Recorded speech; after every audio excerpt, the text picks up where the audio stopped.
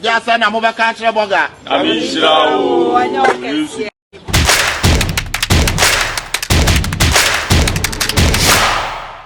Hello people, welcome back to Football Insights, where we talk about football related issues concerning transfers, player profile and other football matters. So if you haven't subscribed yet, make sure you click on the subscribe button, hit on the post notification bell so that anytime we upload, you'll be the first person to see it. This is Football Insights. My name is Kobu and this is your match review of the FA Cup, English FA Cup. Let's get straight into the video. So this Saturday, the FA Cup final happened in the Wembley Stadium, 2 p.m. Ghana time, 3 p.m. UK time. So it was, a cracker game, a very not the final we expected, but at least, they gave us a competitive match, So at the end, Manchester City won by 2-1. This particular match was not one of Manchester City's best game. I will be honest. The game I watched and then the Manchester City I know, this is not their best game so far. But at least they were still able to, get results. So let's quickly check out the lineups Manchester City went in the game with. So Manchester City, prior to the game, Pep Guardiola said Ortega is going to start. I didn't believe Pep Guardiola, though I thought it was a mind game, but Pep Guardiola stick to his word. So Ortega started as the goalkeeper. It was 3-2-4-1 as expected, So Ortega started, Kyle Walker, Ruben Diaz, Manuel Akanji, my man, as the three back, John Stones and Rodri Cascante as the two pivots. Kelvin De Bruyne operating from the wings, Jack Grealish operating from the other wings, and then Bernardo Silva and Ike Gundogan and Erling Haaland, the big man up front. Erling Haaland didn't have, what I would say, an excellent game, because he missed a lot of chances, but we will take it like that. So this is the lineup of Manchester City, and let's check out the lineup for Manchester United too. David De Gea started in the goal post. Aaron Wan-Bissaka, Varane, Lindelof and Luke Shaw as the back four, Casemiro and Fred as the two pivot, Eriksen as the number 10, Bruno operating from the wings. That was a very, that was a shaky idea. That was a bad idea from Eric Ten Hag, but I understand him. I know why he did that. We'll talk about that. Jadon Sancho at the other flanks and Marcus Rashford as their leading striker, even though he's not a striker, but yes. So this is the lineup of Manchester United. Going into the game, Manchester United had a lot of injuries. When I say a lot, it's more like 3 injuries, and then it's a key players for this Manchester United team. So Anthony Mateus dos Santos was out of the game because he had a knock against Chelsea. Anthony Martial, people will say that is not, but he has been good since he came back from injury. Anthony Martial also was out, and then of course Martinez, their center back, was also out. He has been out for the past 2 months. So this is the injury of Manchester United. These are key players for Manchester United. So the setup of Manchester United changed because of this particular injuries. Why am I saying that? Bruno Fernandes is supposed to play as the attacking midfielder, the number 10 role, what we call the number 10 role for Manchester United. But Bruno Fernandes, because of injury, he shifted to the wings because Anthony was not there. And then Eriksen is on a normal day supposed to play with Casemiro as the double pivot. And then he will do the box-to-box job for Casemiro to also, do the dirty works in the defensive midfield. But Fred rather stepped in because Bruno Fernandes was playing at the wings. Eriksen went to the number 10 role, and then Fred has to step in. So these 3 injuries changed the setup of Manchester United. And then it was a huge blow for them going into, because Manchester City had their full squad ready. Even Nathan Ake was ready for the game. So these injuries changed the Manchester United setup.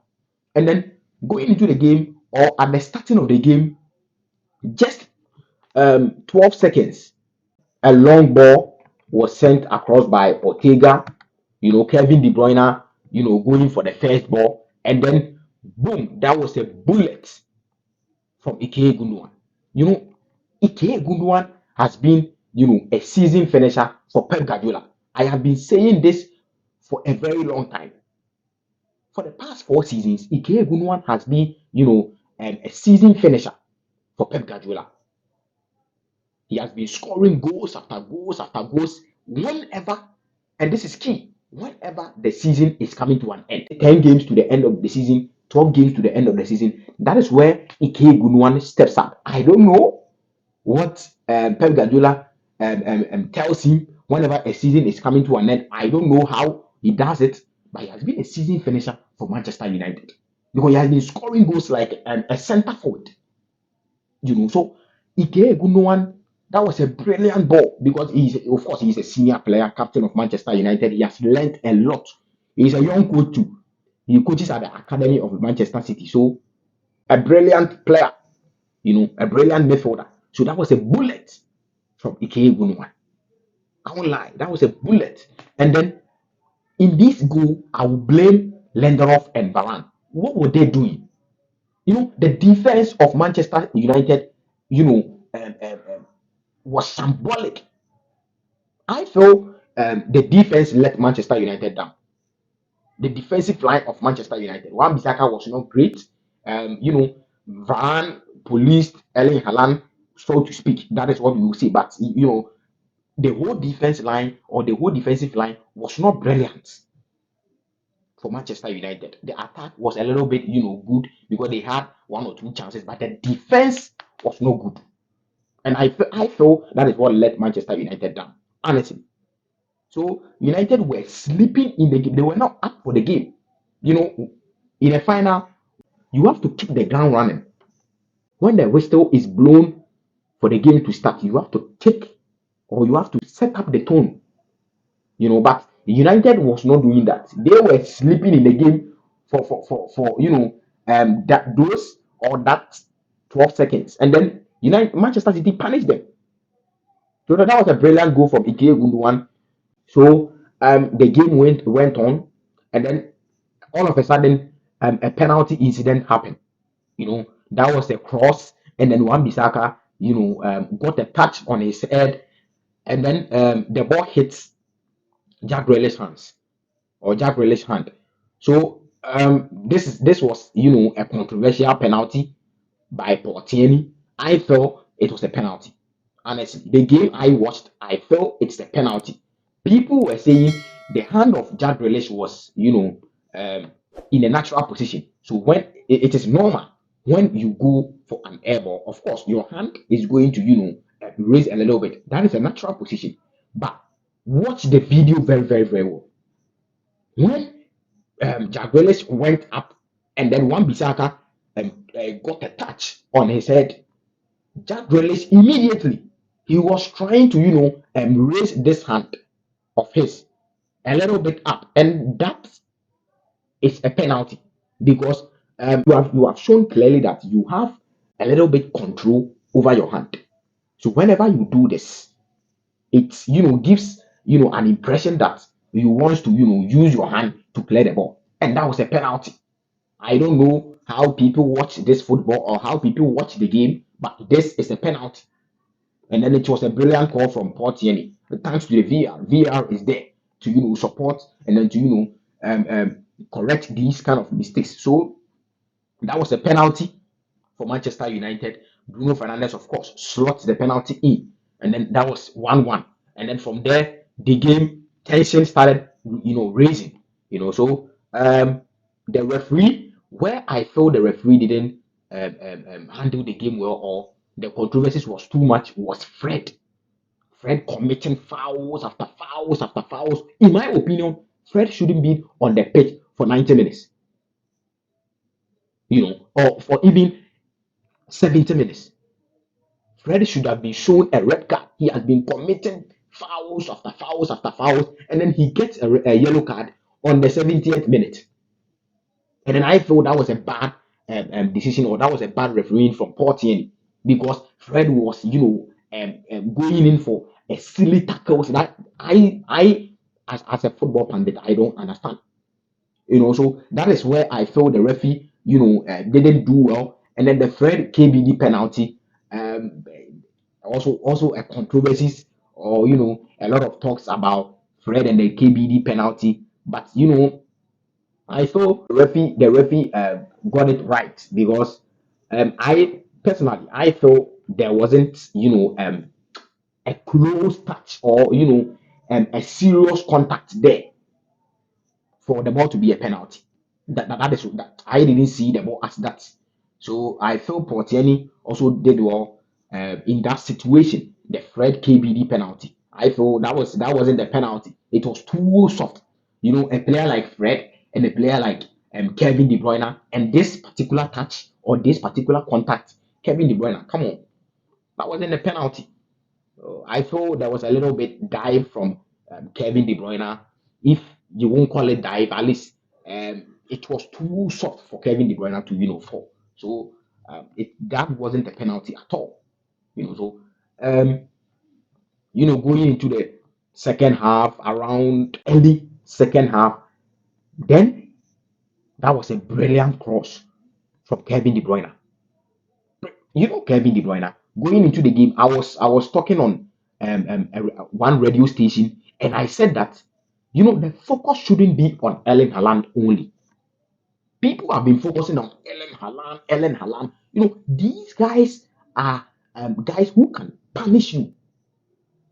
So keep close tabs on Kevin De Bruyne and Bernardo Silva. Bernardo Silva didn't really have a good game as I expected, but Kevin De Bruyne is a key player for Manchester City. Therefore, if you want to hurt Manchester City, or prevent Manchester City from scoring, Kevin De Bruyne, Ike Gunwan, and Bernardo Silva should be the main focus. But I am not saying you should leave Erling Haaland like that. Of course, you have to get a player to mark Erling Haaland, and that is exactly what Varane did. But you have to keep a close contact, keep a close tap with Ike Gunwan, Kevin De Bruyne, and Bernardo Silva. These are key players. These are midfielders who can hit you at any time. Is it a long shot? Is it a curling? What they can hit you. So that assist to Ike Gunwan, and this go to, I blame the Manchester United defense, and then Casemiro too. Casemiro was nowhere to be found. To be honest, Casemiro almost ghosted in the final. I didn't see Casemiro in the final. He was ghosted. You know, you going into the game, 12 seconds, Ike Gunwan has shown that he's one key player for Manchester City. He scored in 12 seconds in the game. So it means he's dangerous. Keep a close tabs on him. But that space that Ike Gunwan had, and then send the ball across to the pole, and that was a goal. I blame the Manchester City and the Manchester United defense, and some of the midfielders around, because you cannot leave Ike Gunwan like that. That was an open space for Ike Gunwan to think. He used his left-footed, or he used his left foot. That is the weaker foot of Ike Gunwan. And people will blame David De Gea, of course. I said David De Gea has been, he's growing old. Therefore, his performance will dip a little bit. And that is for a fact. The problem with David De Gea is, he growing up, the reflexes and then the reactions of David De Gea for the first ball or the second ball has been, really slow. So first, David De Gea reacted earlier or reacted better, but now he reacts slowly to balls. That is the problem of David De Gea, and I don't think Manchester United shouldn't renew the contract of David De Gea. I think they should renew the contract of David De Gea for maximum 2+1 for David De Gea. But they should get a top backup for David De Gea to compete with David De Gea. And then one example is Dave Henderson. I don't know whether he's been sold or what, I don't know, but the Henderson should be, someone you should be able to convince the Henderson to be, a second choice goalkeeper to David De Gea. You should be able to convince the boy and then give him minutes.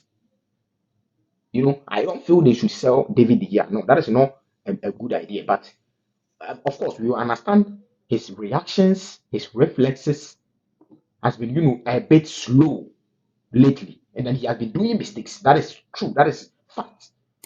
So people will be blaming David De Gea. I don't blame him so much. I blame the defense and then some of the midfielders. What was the blue hell? What was that? Flipping hell. They left Ike Gunuan freely. That was a free space for Ike Gunuan. And then when a shot comes across and the keeper doesn't react earlier, you don't solely blame the keeper. I saw David De Gea trending. That is not fair. So about about David De Gea, Ten Hag was asked about David De Gea, and then after the game, and then he said he believes in David De Gea, but he understands that there is issues. So it means Ten Hag is being, a bit skeptical about the David De Gea situation. I think they should go and find a solid backup for David De Gea, so that when you see that David De Gea is fooling, you fall on the backup to give him a little bit boost. So Ten Hag said he had issues. David De Gea has issues, or there is issues to be addressed. But he felt David De Gea has been brilliant the whole of this season, and I agree. I think I agree. So don't blame David De Gea. Don't solely blame David De Gea for the second goal. And then one guy you have to talk about is Garnacho. Garnacho has been playing brilliant. If Garnacho is that guy, like he had that experience, the match would have been 2-2, and it would have ended in extra time. But he is young, he is now coming, so I understand. I like that guy so much because I feel the progression has been a bit brilliant or a bit good. So Garnacho eventually he will come good. Eventually he will come good, but I feel he lacked experience in the FA Cup final. If he had a little bit of experience, that chance he would have slotted in. That chance would have been a goal. But it is what it is. In a whole, that wasn't a perfect final we expected. That wasn't the brilliant final we expected. But at least they gave us a competitive match, as we said earlier on. So congratulations to Manchester City. A treble still ongoing. It is left with the ultimate one, the Champions League. On 10th of June, and then the preview will be coming. So check out for that, or look out for that. So, ladies and gentlemen, this brings us to the end of the video. Please make sure you like this video. It is very important for me. Please like this video, subscribe to the channel, press on the post notification bell so that anytime we upload, you'll be the first person to receive it. Please subscribe. Don't just come and watch and go just like that. Subscribe. Thanks. Peace.